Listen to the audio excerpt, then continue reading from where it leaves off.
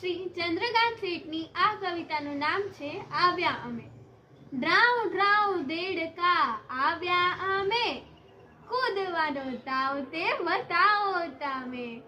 મ્યાઉ મ્યાઉ બિલ્લી આવ્યા અમે, ચાતુરી ચાલ તે બતાવો તમે.